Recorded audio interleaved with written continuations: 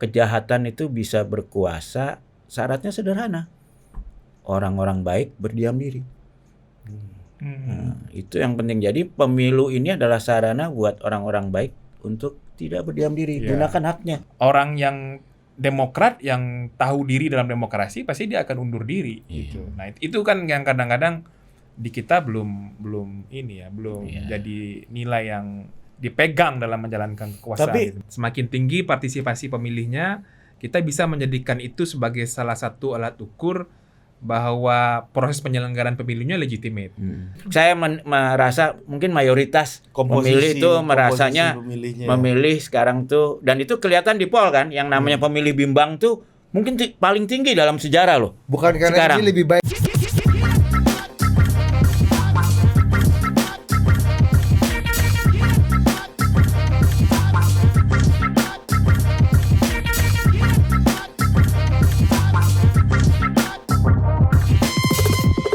Serang sana dan serang sini, pusing mau pilih yang mana. Pemilu kini sudahlah dekat, dekatkan hati supaya mentok, gak sana sini. Bikin pusing sah. Loh, kalau kamu keliru milih pemimpin, bisa bikin pusing kamu seumur hidup itu. protes sana dan protes sini, salahkan sana, salahkan sini. Kalau salah pilih pemimpin negeri, pasti menyesal kemudian hari. Nah, milih pemimpin itu ya harus pusing. Kayak kalian ujian, agar lulus teruji. Milih sedekat nih. Cari nakoda tangkas berilmu, pilih pemimpin cerdas bermutu. Negara kita pastilah maju.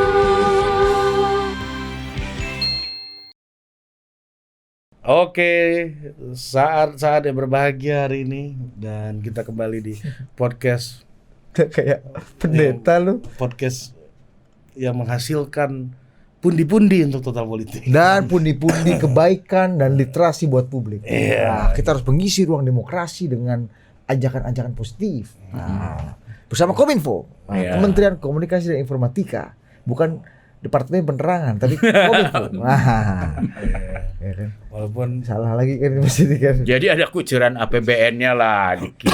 adalah Ya, ini aduh. negara menghidupkan diskursus. Ya, Dan ini enaknya, bagian dari pendidikan demokrasi lah. kontennya nggak di filter nggak apa terserah.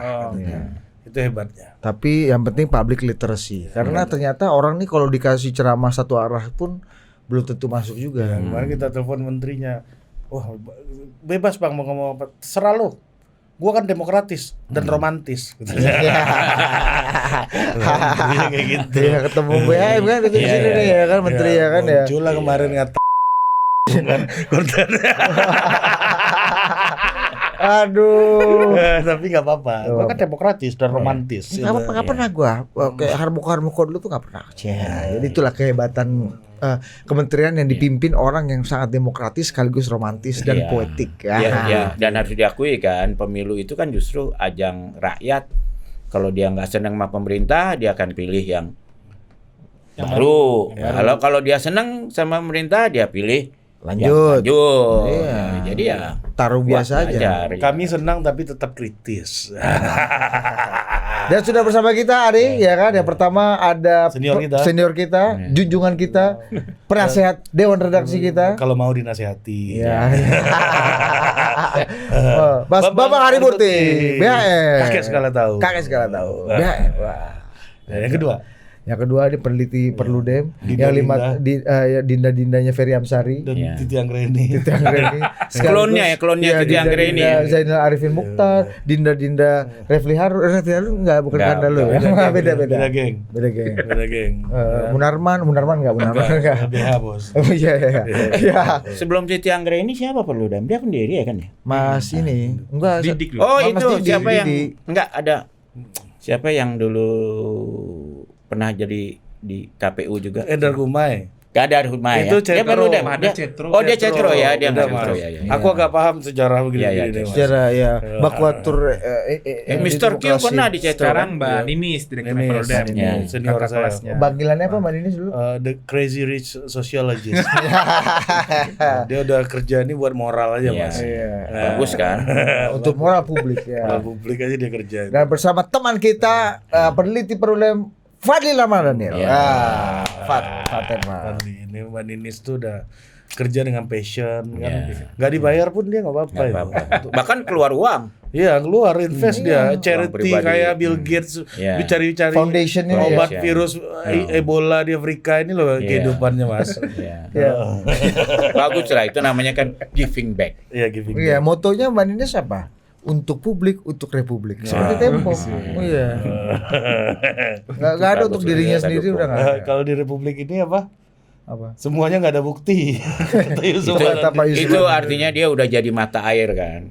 Terus nyumbang terus. Iya. Ini masuk materi lah kita nih. Iya. Apa nih? Ya kan kata Pak Pusing Yusuf nih. Marandi gitu. Di Republik ini semua nggak ada bukti. Pak kan nggak ada buktinya.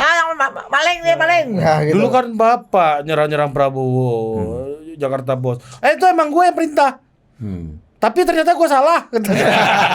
sebagai pemimpin umum.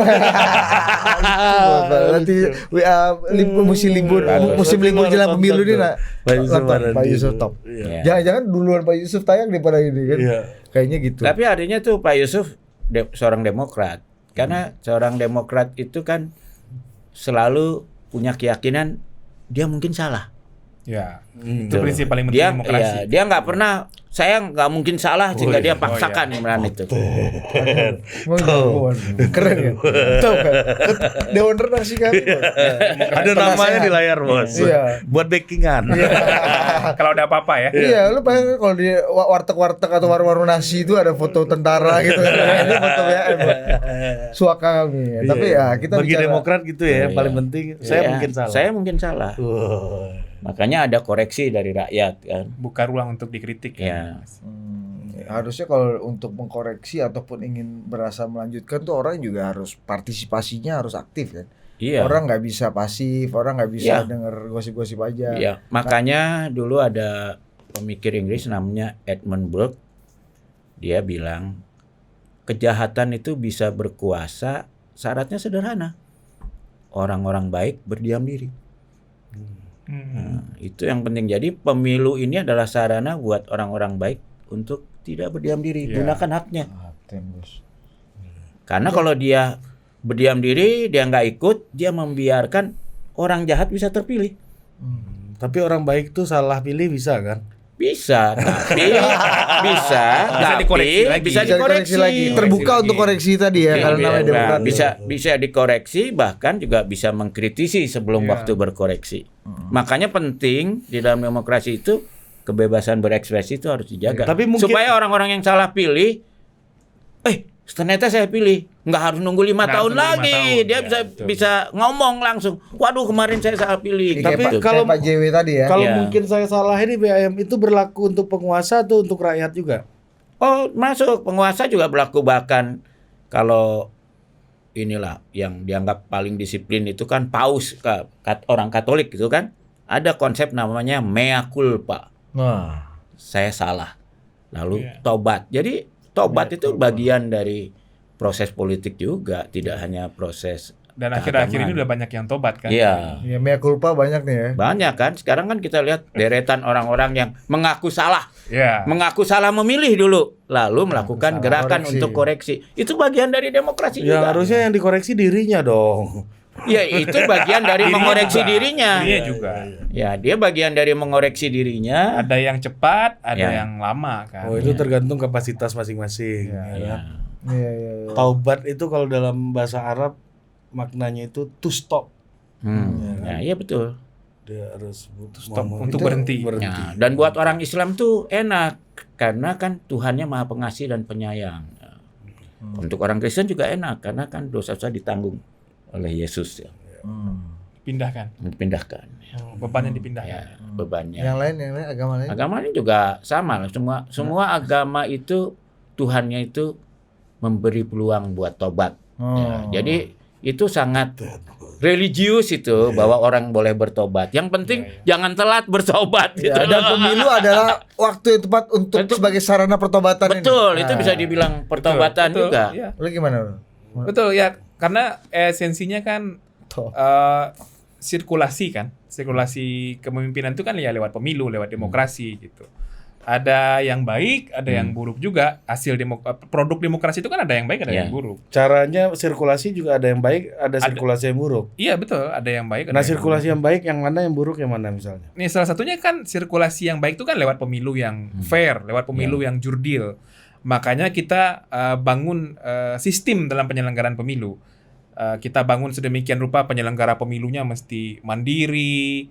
Kemudian ada mekanisme koreksi lewat penegakan hukum, ada pengawasan, ada upaya untuk meningkatkan partisipasi masyarakat, semua stakeholder coba dilibatkan. Nah, itu kan sirkulasi Yang baik. penyelenggaraan pemilu yang harusnya baik. Yang buruk ya, Pak. Nah, yang buruk justru ada juga yang kemudian proses demokratisasi itu menjadi seolah-olah saja. Nah, misalnya penyelenggara pemilu yang harusnya mandiri, ya mungkin terlihat di depan mandiri. Tapi kemudian sudah diisi oleh orang-orang yang mungkin sudah punya patron terhadap proses demokrasi itu yang tidak lagi menjalankan prinsip-prinsip yang jujur dan adil tadi gitu. Hal-hal itu bisa saja terjadi dalam demokrasi. Iya. Dan ada kan contohnya kemarin lembaga etik KPU mengatakan, wah ada kesalahan etik. Nah ini kan harus minta maaf, dia harus tobat. Orang yang melakukan nah ini juga kalau tidak minta maaf, tidak tobat, itu tidak demokratis dan tidak sadar akan perlunya bahwa di dalam demokrasi itu orang bisa salah. Itu satu keyakinan. Ya, demokrasi kalau kan membuka kita dirinya. tapi kan biasanya waktu salah tuh dia nggak sadar, dia ngerasa benar. Ketika dia sadar salah, ya dia harus mengakui kesalahannya, minta maaf, Dan life goes on. Dan buat saya ini bukan buat pemilih, tapi buat yang dipilih. Contoh sekarang ya, kita punya 3 pasang calon presiden. 3-tiganya kan di mata sebagian orang punya kesalahan. Sekarang mereka melakukan kampanye, bagian dari pertobatan itu juga. Tirakat. Apakah tobatnya diterima atau tidak akan kelihatan di kotak suara. Yang menerima pertobatannya akan mengatakan, oke deh, dia udah tobat, saya pilih dia. Ya ini mah dosa-dosa kecil lah ini kan. Dosanya pun kemarin nih dalam TPS ada yang mikir kan, ini kawan ini gua coblos aja lah, ini dosa-dosa kecil aja nih kawan nih kan, kan copet-copet kecil lah gitu. Tapi bisa juga dosa kalau dosa kecil tapi banyak banget kan juga. Itu juga dosanya kecil tapi banyak, nggak usah gua coblos yang lain aja. Gitu bisa juga. Kalau orang Islam Sunni itu ada contohnya loh. Khalifah Umar itu, waktu mudanya dia mau membunuh Nabi loh. Oh, siapa? Iya kan? Iya, Umar waktu mudanya, tapi dia bertobat. Nah, malahan dia bisa jadi sahabat Nabi dan bisa jadi khalifah. Wah, berarti gue bisa jadi sahabat lu setelah bisa. Tapi yang penting tobatnya beneran, jangan tobat cuman elektoral lah ya kan. Kalau di sini Sunni sahabatnya Hasan Nasbi. Iya. Sama sahabat Anies Baswedan. Sama Alpar. Dulu bekas sahabatnya Ahok. Iya. Iya. Masih bukan. Jadi mungkin lebih dekat sama Bu Veronica sekarang. Jadi sayang lah kalau pemilu itu nggak dipakai. Pertama, kesempatan pemilih untuk bertobat, kesempatan juga untuk memilih atau menolak memberi tobat pada yang dipilih. Oh, jadi ini itu makna dari Vox Populi Vox Dei itu ya. Betul. Ya kan, karena rakyatlah yang bisa memberi pertaubatan kepada elit-elit Dan ini kan. penting kembali ke prinsip demokrasi kan, bahwa orang yang demokrat itu yakin bahwa dia bisa berbuat salah. Dan kalau dia demokrat yang baik, begitu dia sadar dia salah, dia bertobat dan mengoreksi dan berubah. Jadi kita masuk dalam siklus terus-menerus memperbaiki diri. Nah, dengan gitulah bangsa jadi maju. Dan sarananya pemilu salah satunya. Nah, tapi masalahnya gini, Fat. Banyak orang yang udah tahu salah, mau malas bertobat, akhirnya udahlah mundur aja lah, gue mending nggak usah ngurus aja deh, biar gue nggak ikut dosa paling enggak lah dalam barang ini, sehingga nggak milih gitu. Iya. Pemilu kan sebetulnya bukan mau milih malaikat ya. Kan kita nggak mau milih malaikat nih. Tapi memilih orang yang kemudian akan menjalankan organisasi negara. plus minusnya pasti ada, kontradiksinya pasti ada. Nah, makanya demokrasi jadi suatu sistem nilai gitu. Bahwa nanti orang yang terpilih tidak malaikat, bukan orang yang tanpa dosa, yaitu sesuatu yang pastilah. Makanya sistem dalam demokrasi itu yang nanti akan memproteksinya dia. Misalnya ada orang yang terpilih jadi presiden. Dia jadi presiden punya kekuasaan luar biasa, karena kan presiden itu kan seperti raja yang dibatasi kekuasaannya saja kan. Nah, makanya ada kontrol harusnya dari parlemen, dari lembaga legislatif ngasih pengawasan, memberikan kontrol. Kalau presidennya bikin undang-undangnya tidak sesuai dengan prinsip konstitusi, bisa di-challenge ke Mahkamah Konstitusi gitu. Ada banyak lembaga negara yang bisa memberikan pengawasan terhadap hal itu. Sekarang kan banyak sekali komisi-komisi negara independen kan. Nah, jadi memang jadi satu sistem. Dan memang di dalamnya ya harus ada harus ada kedewasaan juga dalam demokrasi. Kalau merasa ternyata banyak problemnya ketika dia menjalankan kekuasaan, banyak tidak seimbangnya, banyak kekacauannya, ya orang yang demokrat yang tahu diri dalam demokrasi pasti dia akan undur diri gitu. Nah, itu kan yang kadang-kadang di kita belum jadi nilai yang dipegang dalam menjalankan kekuasaan. Tapi gini, beberapa negara gitu misalnya itu menjadikan memilih itu sebagai kewajiban kan. Betul. Ada di Australia kan kewajiban kan. Ya, Wajib Singapura milih. juga. Jadi partisipasi Kewajiban. Bahkan bisa dipenjara kalau nggak datang. gitu. Denda kan. Bukan mereka. hak ya. Bukan hak. Kalau hak kan boleh diambil, boleh enggak gitu. Nah, apa yang membedakan legitimasi kekuasaannya di sebuah negara yang punya perspektif mengenai kekuasaan itu, mengenai hak pilih itu sebagai kewajiban dan sebagai hak? Mungkin BM dulu. Ya itu tergantung pada kesepakatan nasionalnya ya. Itu kan di konstitusi biasanya. Iya. Apakah memilih itu adalah hak atau kewajiban? Ya. Bagi negara-negara yang konstitusinya, ideologinya menganggap bahwa keturutsertaan menjaga demokrasi itu adalah kewajiban semua warga, dia akan mengatakan itu kewajiban. Walaupun biasanya hukumannya kalau nggak datang tuh denda aja. Denda. Bukan di penjara. Ya ringan lah. Pidana ringan. Strum kecil lah. Ringan ya. Strum dikit. Ya. Nah, Ujung-ujung jari. ujung jari ya. Nah. Tapi kalau negara yang lebih individual, ya lebih itu dia di konstitusinya biasanya lebih cenderung hak aja lah gitu. Boleh dipakai, boleh enggak gitu. Tapi itu hak. Jadi tidak boleh ditiadakan.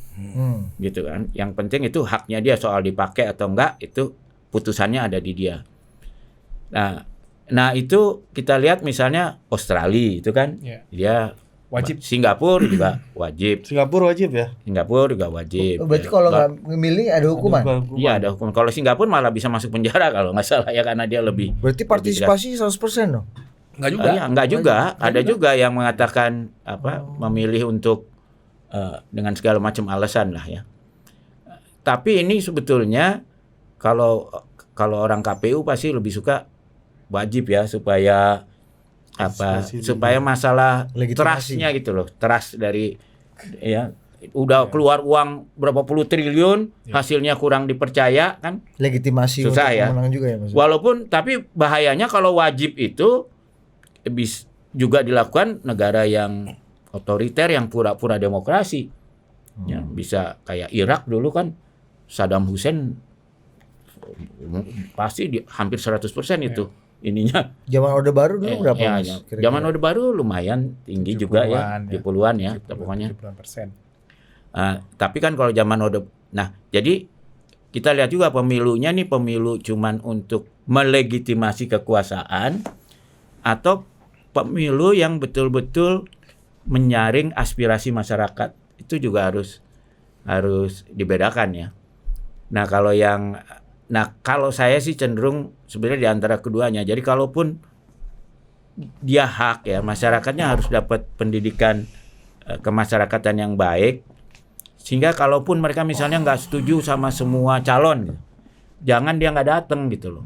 Tapi dia datang, ya dia coblosnya di tempat yang tidak sah gitu. Dan kalau perlu dia kampanye pada yang lain-lain untuk menyatakan ini saya mau protes sistem penyaringan calon-calonnya menurut saya nggak bagus. Kalau dia kampanye banyak pasti akan melahirkan perubahan di berikutnya karena itu kan pesan dari rakyat gitu. Ya. Nah, tapi kalau dia nggak datang itu kan nggak beda antara orang yang setuju tapi males sama orang yang tidak setuju dengan calon itu nyambung sehingga pesannya tidak clear gitu. Jadi kalau bagi teman-teman yang merasa saya tidak satu pun calonnya ini menarik buat saya, jangan jadikan alasan itu untuk nggak hadir. Datang coblos saja di tempat yang tidak sah. Karena itu pesan bahwa kalau itu akan jadi bahan diskusi kita lah kalau after pemilu kita lihat, kok ternyata suara tidak sahnya tinggi banget. Ada apa ini? Golput tercoblos gitu ya. Bukan golput tidak datang. Ya 2019 gitu ya. itu kan tinggi. Data gimana, Fat? 2019 itu angka suara tidak sah itu tinggi sekali. Untuk pemilu DPR RI itu lebih dari 10 juta. Suara tidak sah di 2019. Tapi setelah ditelusuri lagi sama teman-teman LIPI, teman-teman Polgov UGM sempat riset soal itu, Mas. Ternyata memang kerumitan pemilih melihat suara-suara terlalu besar ya. Nah, tapi kalau yang tadi disampaikan Mas BHM kan itu ekspresi politik pemilih karena ternyata nih calonnya nggak ada yang saya mau nih, nggak ada yang masuk nih di rasio saya. Ya dia kemudian membuat suara itu jadi error. Satu, angka partisipasi datang ke TPS akan tetap terjaga, tapi error vote-nya akan tercatat. Gitu. Itu dampak dari yang kalau kemudian pemilih tetap datang ke TPS, tapi dia membuat suara itu jadi tidak sah. Dan juga bagus kan bahwa ternyata bisa juga karena ekspresi, bisa juga karena ini ternyata sistem pemilunya terlalu complicated buat masyarakat sehingga itu dipakai masukan untuk desain pemilu berikutnya ada perbaikan. Iya. Nah, kalau kita baca tadi karena BHM sudah mengutip seorang pemikir Inggris, kan, saya mau mengutip pemikir Jerman. Namanya Jürgen Habermas. Berbicara soal crisis of legitimasi gitu, legitimation. Jadi Habermas itu mengatakan kan bahwa krisis legitimasi itu ada problem kapasitas dalam mencapai tujuan-tujuan dari institusi gitu, lembaga dan. Nah, kalau kita lihat dari legitimasi pemilu ini, apakah partisipasi ini juga nanti Fadli bisa nambahin, partisipasi pemilih ini, voters turnout ini juga menjadi sebuah KPI kualitas dari kepemiluan kita yang sehingga dapat legitimasi, gimana menurut saya? Ya menurut saya itu salah satu ya, tapi tidak satu-satunya gitu loh. Kan itu yang dibangga-banggakan tuh, angka partisipasi tinggi, angka partisipasi tinggi. Harus dengan caveat gitu. Karena kalau mau hanya angka itu kan seperti saya bilang, itu di bawah Saddam Hussein dulu partisipasinya jauh lebih tinggi lagi gitu loh. Tapi kita nggak bisa bilang sistemnya demokrasi ya kan. Tapi tetap legitimate kan Saddam Hussein-nya. Yang melegitimasi menurut kan? Yang melegitimasi legitimate itu ya dia. Kalau gitu. menurut saya tuh legitimasinya jadi teruji ketika dia diinvasi Amerika. Kalau betul-betul orang milih seperti itu, pasti perlawanannya jauh lebih militan seperti Ukraina lah. Diserbu Rusia kan perlawanannya militan, atau Gaza tuh. Perlawanannya kan militan, nggak imbang banget itu. Tapi perlawanannya militan. Ini kan enggak, malah mereka ikut jatuhin patungnya gitu ya. Jadi itu juga bisa jadi ukuran dari legitimasi gitu. Walaupun juga sekali lagi enggak satu-satunya gitu. Tapi kalau menurut saya sih yang pasti jadi ukuran itu adalah bahwa kesadaran masyarakat akan haknya itu kelihatannya lebih baik gitu loh. Dan orang Indonesia tuh dengan segala kritik kita pada diri kita ya. Kalau kita lihat dari performan pemilu itu not bad ya Indonesia itu. Bahkan saya pernah sama Titi Anggra ini dari Perludem, sering kita diundang ke negara-negara yang mau mengadakan pemilu, mereka pengen belajar juga dari Indonesia. Dan Indonesia itu sekarang adalah pemegang pemilu satu hari terbesar di dunia. Ya kan? Walaupun penduduk kita nomor 4 di dunia, tapi ternyata untuk urusan pemilu satu hari ini kita terbesar di dunia. Karena pemilu serentak tadi tuh. Ya, pemilu serentak langsung ya, pemilu langsung. Dan besoknya kita udah tahu. Bahkan kalau quick count dianggap cukup akurat, sore malamnya kita udah tahu hasilnya. Setelah jam 2 kan. Iya. aturannya kan gitu kan Iya. sampai jam 2. Nah, Fadli gimana ngelihat soal legitimasi Iya. Bahwa salah satu legitimasi dari hasil penyelenggaraan pemilu itu ya bisa dilihat dari partisipasi pemilihnya. Semakin tinggi partisipasi pemilihnya, kita bisa menjadikan itu sebagai salah satu alat ukur bahwa proses penyelenggaraan pemilunya legitimate.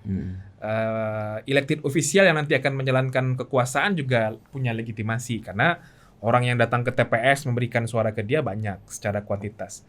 Tapi kan kita juga harus hati-hati melihat legitimasi penyelenggaraan pemilu kan tidak hanya bisa dilihat dari ramainya orang datang ke TPS.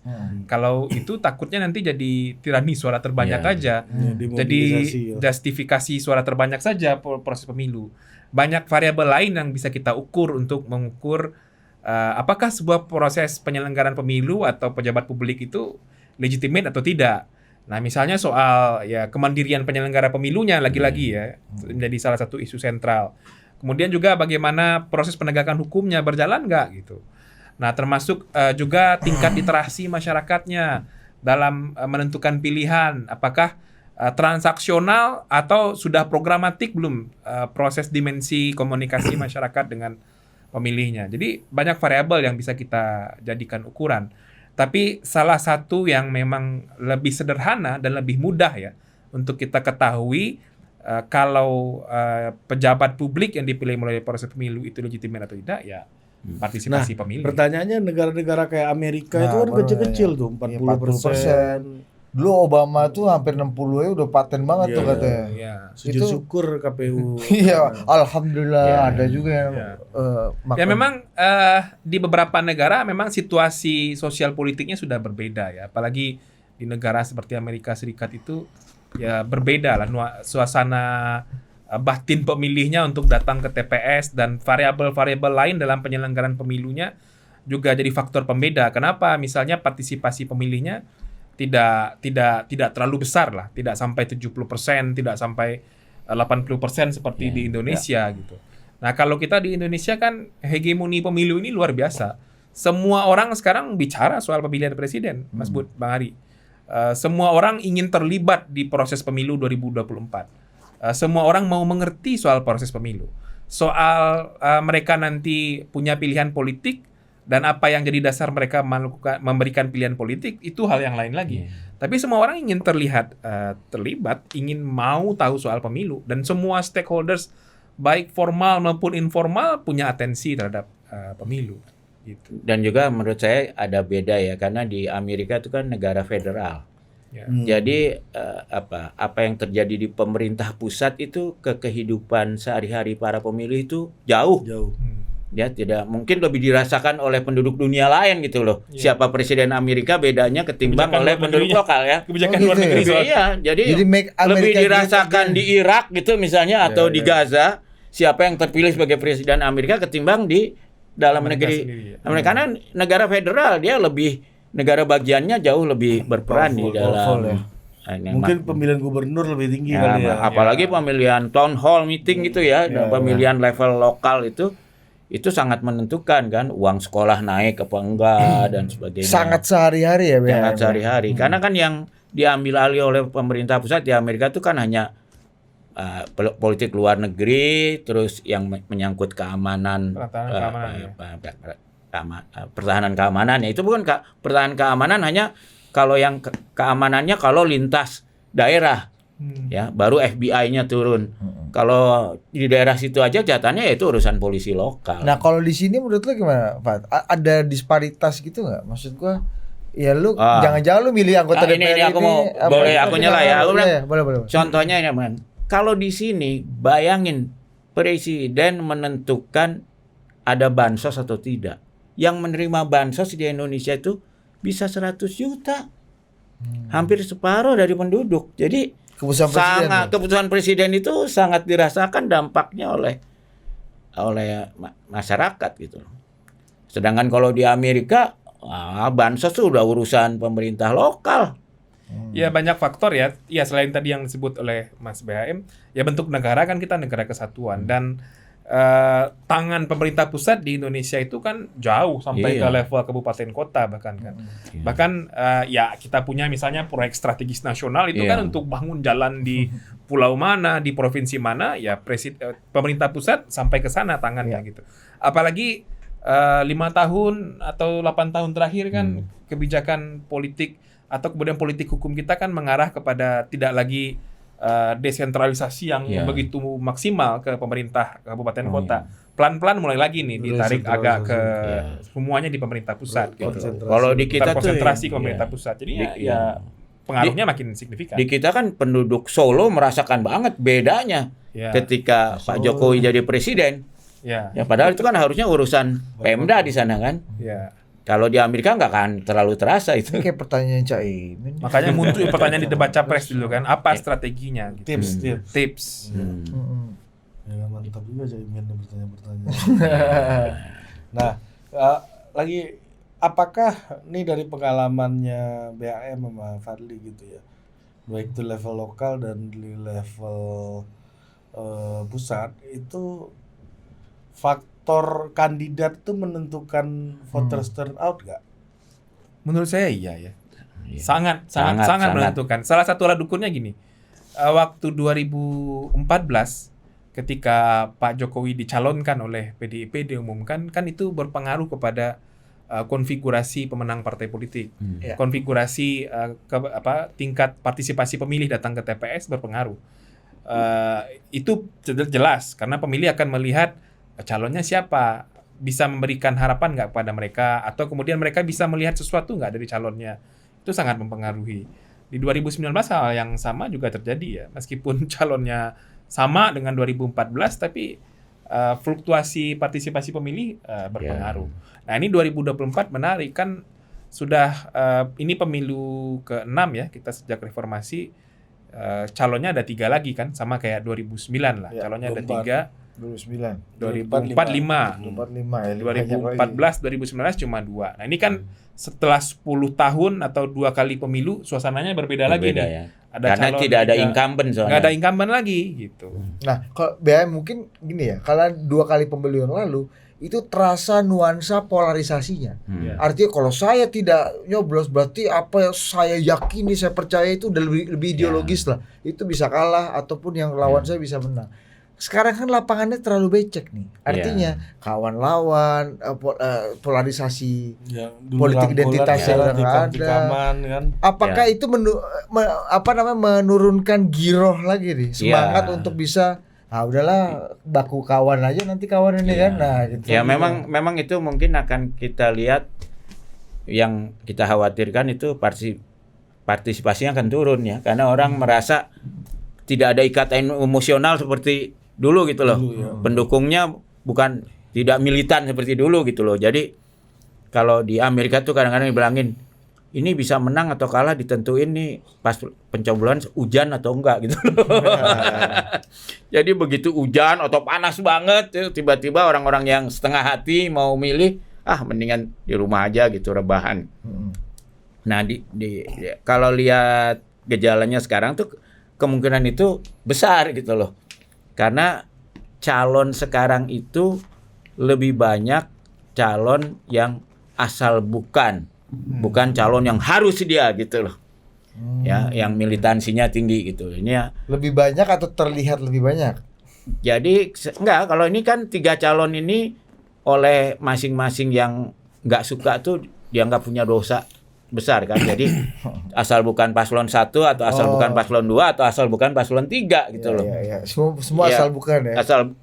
Enggak semua, tapi saya merasa mungkin mayoritas pemilih itu merasanya memilih sekarang tuh, dan itu kelihatan di poll kan, yang namanya pemilih bimbang tuh mungkin paling tinggi dalam sejarah loh. Bukan karena sekarang. Ini lebih baik dari ini lebih baik dari itu, tapi asal bukan ini menang. Ini lebih nggak seburuk yang itu gitu loh. Kita cegah yang ini menang. Gitu lebih jangan yang ini deh gitu loh.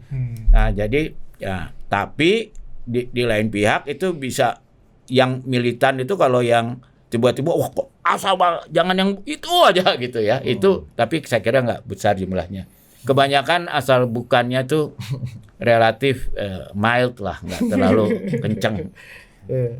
Jadi artinya orang hari ini memilih itu karena benci sama seseorang ya, bukan karena suka. Bukan, kalau di Kalau asal bukan NU kan tuh benci, saya kan? bilang, kalau di NU tuh bilang apa yang lebih nggak jelek lah gitu.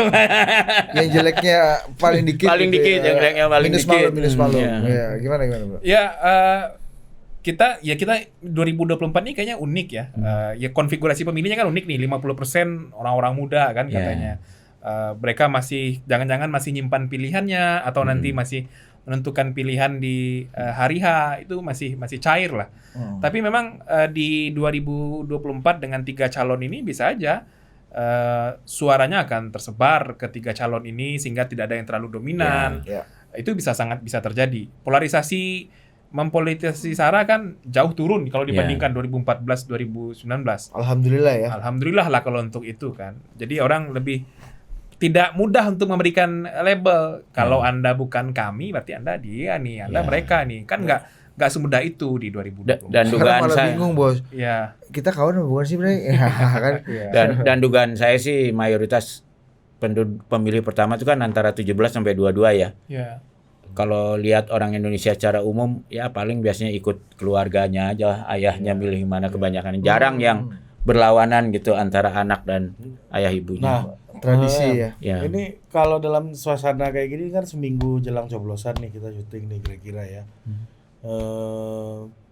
Ada nggak momentum-momentum last minute itu yang bisa mendongkrak partisipasi pemilih atau mendorong orang untuk cenderung memilih satu calon? Hail Mary Pass. Iya, Hail Mary itu kan. BM jelasin itu BM. Ya itu bisa, tapi itu keadaannya kan harus sangat luar biasa ya. Coba Hail Mary Pass itu apa tuh? Waduh, jangan saya deh yang jelasin, ini aja ahlinya Perludem. Enggak Mas BHM lah. Kalau dari dia. Iya enggak, maksudnya itu kan Itu kalau lebih karena lupa deh apa. Iya, saya udah lupa nih karena udah lama ya. Si zaman Zoom. Tapi intinya adalah gini, ketika ada sesuatu hal yang seolah-olah kalau kita bilang kalau di istilah asuransi itu act of God gitu ya. Yang menyebabkan orang jadinya ya udahlah yang ini aja. Kasihan gitu.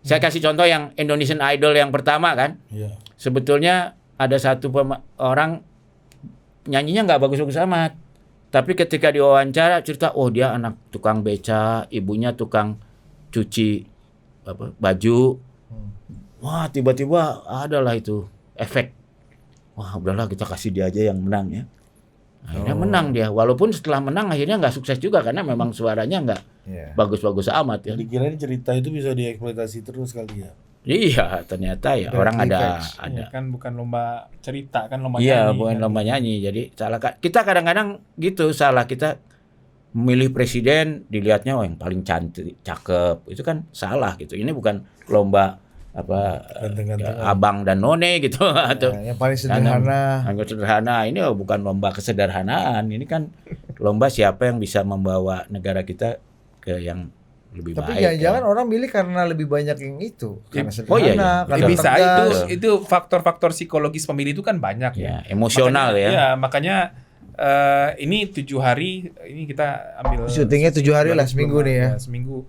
Ya mungkin ada efek-efek kejut yang kita nggak tahu apa. Itu akan nanti mempengaruhi pilihan pemilih. Bisa skandal, bisa influence yang lain. Kita kan nggak tahu nih. Dan Ahok dulu ada Al-Maida ya kan. ya, banyak faktor yang nanti itu akan mempengaruhi. Tapi dengan pilpres yang kompetitif seperti ini, segala kemungkinan sih masih bisa terjadi. Nah Ya, ini terutama karena survei mengatakan pemilih bimbang masih 25-30 sekian Masih persen. tinggi, angkanya masih tinggi. iya. Dan itu kebanyakan yang muda. Enggak sih, Katanya kayaknya merata. enggak juga Pemilih merata, bimbang merata ya. Ya ini satu lagi nih Fat. Pemilih Bambang. Pemilih Bambang sih solid, solid. Tapi pemilih bongbong menang loh di Filipina. Iya, Bongbong sama Sarah lagi ribut tuh. Iya. Marcos family with Duterte Ya, family. kalau itu kan pertempuran antara dua oligarki. Ya. Nah, ya.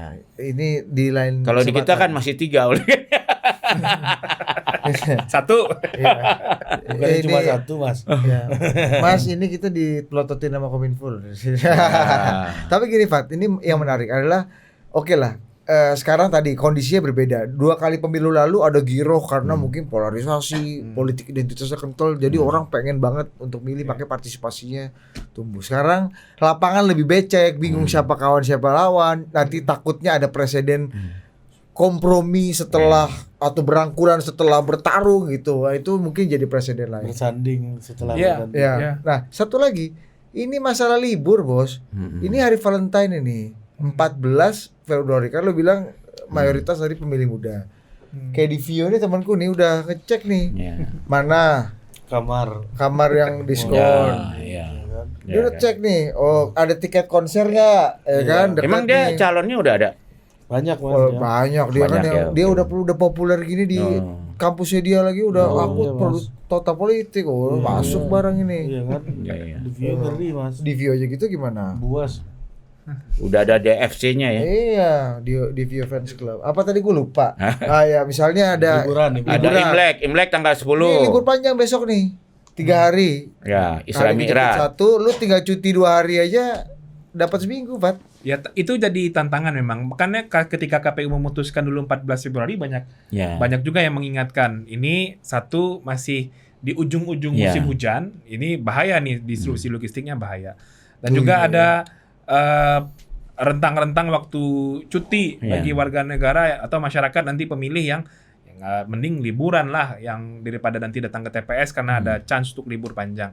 Itu jadi tantangan memang. Tapi pengalaman kita di beberapa kegiatan Perludem, Mas, dengan teman-teman muda di beberapa kampus, di beberapa kota, dan termasuk juga antusiasme pemilih untuk ngurus pindah memilih misalnya teman-teman mahasiswa itu sangat tinggi. Sangat ya. Jadi kalau kita lihat karena mereka sudah mau mulai kuliah karena nggak bisa milih di tempat mereka terdaftar di tempat KTP-nya sesuai alamat, harusnya ngurus pindah kan?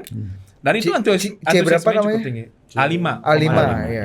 Itu Jadi di ada- Vio bisa ngurus A5 itu dari sekarang. Iya. Ya dia pulang dia. Asal dia udah jelas dia bookingnya di mana Siapa? Di gitu. Vio? Dia pulang Di Vio. kampung dia buat milih Anies Baswedan. Di Vio ini mensyukuri keputusan Pak Mahfud tahun 2009 itu yang bisa milih PKTP. Iya.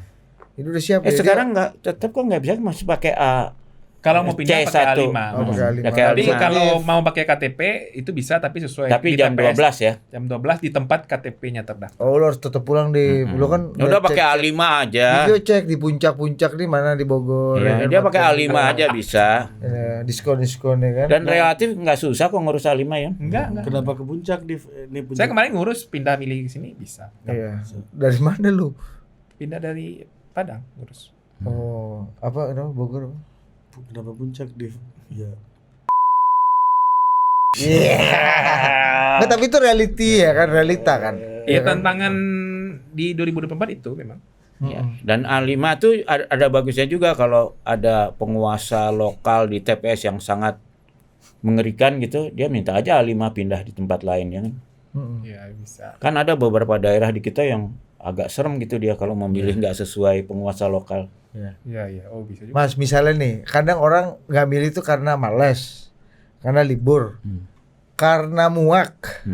Udah muak nih gua politik sama aja semua.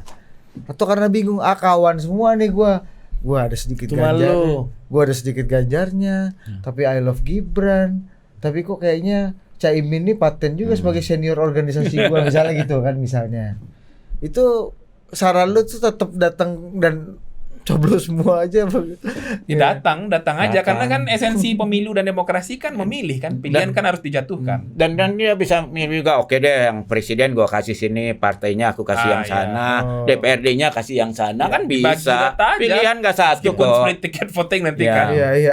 Akibat apa? Akibat kalau misalnya lagi-lagi nih kita kan membangun literasi nih. Kira-kira dampaknya, akibatnya kalau memang kita akhirnya memutuskan untuk tidak memilih itu apa sih yang nanti mungkin akan dilewatkan gitu, Pak?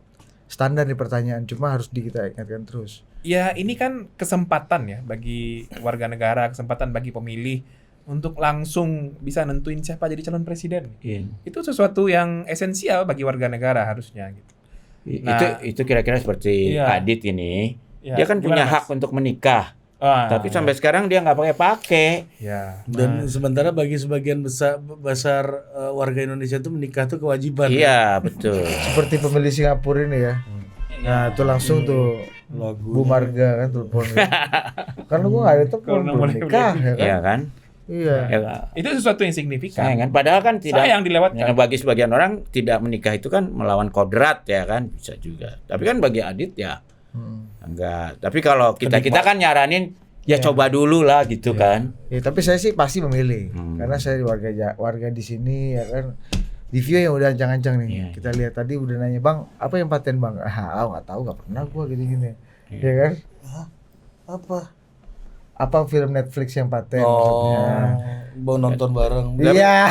Ari, Iya. Ari Gua kayaknya ada. mesti diingetin juga. Menikah itu bagian dari pertobatan. Kalau ternyata nggak cocok kan masih bisa ada jalan keluar juga. Emang Dia merasa Budi ini menikah karena dia takut halusinasi romantisnya ini, Mas. Iya. Satu abadi selamanya Iya. gitu kan. Nggak ada itu. aku Iya. yang Ya dia mesti diingatkan karena komitmen. seorang Demokrat tuh bisa salah, Bisa salah. milih pasangan Iya. juga bisa salah. Iya, berarti artinya lu Ada merasa lu pertobatan ya. Jadi Iya. merasa benar jangan terus ragu lu ya. hidup lu ini kan. Iya, iya. Merasa benar terus lu. Iya. Iya, betul. Jadi datanglah ke pelaminan itu. Oh, bukan datang ke TPS. Heeh. TPS dulu lah. Iya, tempat TPS masuk. Iya, siapa tahu di TPS ketemu calon pelaminan. Bisa Ya, juga tuh kan? bisa, Iya. bisa. Tuh Div, lu deh, udahlah. Gua kemarin ketemu Rocky gua sama Budi kemarin. Heeh. Nah, Rocky tuh gak diajak tuh coba. Apa? Ya Rocky gua rasa juga nggak milih tuh kawan. Rocky milih kayaknya biasanya. Dia dulu tokoh golput. Hah? Zaman Orba sih dia tokoh golput. Iya. Nah, kalau golput tuh kenapa jadi pidana ya? Padahal kan pemilih hak. Enggak Kampanyenya dulu yang jadi pidana. Sekarang enggak. Arif Budiman 73 gimana Mas? golputnya kan Coba kasih mengajak dulu. golput kan bisa kena. Enggak apa-apa. Kalau ngajak golput enggak apa-apa sepanjang orang enggak dijanjikan uang, enggak diancam, enggak dipaksa. Enggak, kalau di Orde Baru dulu Orde bisa Baru, ya. dicari-cari subversif apa undang-undang. Tapi Aduh, tetap ada- juga 2019 itu kan ada teman-teman yang Ya. kampanye golput, enggak apa-apa. kalau 4 calon empat jari itu kan juga sama aja kayak Enggak, itu 1+3, Bos. Nggak Putaran apa-apa. dua. Oh, Sebelum gitu. ada Ahok. Enggak sekarang. Sekarang pun pra Ahok ya. sekarang pun menurut saya kita harus bedakan yang dimaksud golput itu apa dulu, apa sama sekali nggak datang Ya. atau dia datang tapi Acak-acak. mengekspresikan Nah. bahwa tidak ada calon yang sesuai dengan saya. Kalau yang kedua ini menurut saya lebih positif. Arif Budiman dulu campaign golputnya Orde Baru tuh gimana Mas? Oh, Yang dia terkenal. jangan datang, dia nggak mau Orde Baru itu mendapat legitimasi karena pemilunya sah. Itu biasa di negara-negara. Misalnya sekarang di Pakistan itu kan tiba-tiba Imran Khan sama partainya nggak boleh ikut. Nah, itu dianggap nggak fair. Itu kadang-kadang memang jadi dilema ya buat kelompok pro demokrasi. Kapan kita menganggap satu pemilihan umum itu sudah disalahgunakan sehingga hanya menjadi alat legitimasi kekuasaan otoriter. Atau kapan itu masih kartu Itu kuning lah. Masih debatable ya, Mas. Termasuk juga Profesor Ilmu Politik Saiful Mujani Iya. yang selama ini berkarya, berkiprah dan berkerajinan, berkesenian di Iya. dunia kepemiluan. Gue Nah, pikir salihara pasti ada kebudayaan dan keseniannya, Prof. Iqbal. baca puisi juga. Iya kan? Melukis ya? Yang baca puisi Bang Deddy JA. Iya. Oh Iya, ya. kalau ini Melukis? berkesenian seni politik, ya kan? Oh, ya. Nah, Prof. Ipung kan selama ini jalannya jalan demokrasi, tapi tiba-tiba ngomong pemakzulan kemarin. Pemakzulan itu bagian dari demokrasi juga. Iya, maksudnya jalan demokrasi elektoral gitu iya. loh.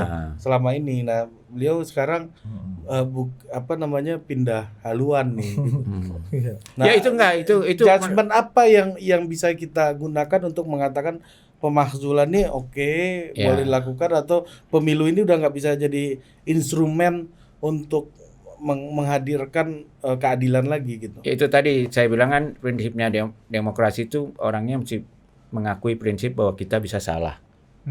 Tapi apakah kalau kita melakukan kesalahan pemilihan itu harus menunggu 5 tahun? Kan bisa lama juga. Sehingga di semua negara demokrasi itu ada cara memakzulkan hasil pilihan dengan sah. Iya. Tapi biasanya dipastikan jalan itu tidak mudah. Jadi ibaratnya kalau kembali ke soalnya Adit, menceraikan itu sah, cerai itu sah, tapi tidak mudah, harus ada prosesnya gitu. Nah, loh. makanya Iya kan? mendingan Nggak usah. Ya kan? Jadi Daripada susah, bisa enggak lagi. juga. Kenikmatannya dari memilih itu kan juga. Lu besok juga Itu. kotor, ngapain lu mandi kan? Ngapain? Iya, atau besok nanti lapar lagi ngapain makan gitu iya. kan. Nah, jadi begitulah kira-kira. Jadi kalau menurut saya tuh tapi ya Nah ini Mas. proses memakzulkan itu bagian dari kalau ada kesalahan, tapi nggak dibikin Emergency mudah. gate. Sama seperti boykot pemilu itu, menurut saya sebetulnya hanya itu saya bisa menerima itu kalau itu bisa kita jadikan sebagai referendum. Kalau misalnya 90% rakyat nggak datang, ya itu udah jadi referendum lah bahwa memang pemerintahan pemilu ini nggak benar. Jadi golput tinggi banget nih itu bisa menciptakan ini ya Iya. referendum. Tapi kalau nggak yakin bisa dapat banyak banget itu cuman Ya ngapain? memukul diri sendiri lah. Iya, Oke, Mas terakhir Mas pesan untuk teman-teman seperti Divio dan Ya. lain-lain nih yang udah berusaha, udah cari-cari. Ya. 14 Februari sayang. Hari Pelentin nih Pelentin. Iya. Pelentin. Pelentin, kita pelentinan yuk. Gitu bahasa kampung ini kan. Bagus lah. Jadi Anda tidak harus mengorbankan Hari Valentine untuk pencoblosan karena ada kartu A5. Diurus saja, urusnya tidak sulit. Ya. Ya bisa dapat dua-duanya. Jadi kalau dalam sistem manajemen dibilang jangan menjadi korban the tyranny of or. Ya. Tapi jadilah teroboslah dengan the genius of n. Jadi jangan jadi korban harus milih ikut Valentine apa nyoblos. Ya Divio ya. Nggak usah jadi korban itu. Jadilah seorang penerobos ya, seorang genius. Oh, saya bisa bervalentine dan mencoblos. Ya, udah ya kita pelentinnya setelah nyoblosnya pelentinannya. Bisa gitu Mas. Iya kan? Jadi bayang bisa merayakan Valentine dengan mencoblos kan bisa. Iya banyak kali. Merayakan Valentine dengan mencoblos. Betul. Oke, jadi 14 Februari. Iya. Fadli ada Fat ya, gimana pesan-pesan untuk buat seperti Divio ini Divio merayakan nih. Valentine dengan mencoblos juga nggak Gua ada? Mari udah putus asa, Bos. Ya ruang bagi warga negara pemilih untuk bisa datang ke TPS itu sudah dibuat sedemikian rupa, dilindungi sedemikian rupa. Nggak bisa di tempat terdaftar, bisa pindah. Iya. Kemudian Dan bisa dua-duanya kan? bisa dua-duanya. Jadi dia bisa merayakan datang Iya, ke dan- jalan ke TPS dua-dua gitu kan, mencoblos Boleh. bersama coba. Dan waktu waktu memilih kan cukup panjang Di pelentin ini Mas ya. jam 7 sampai jam 1 kan.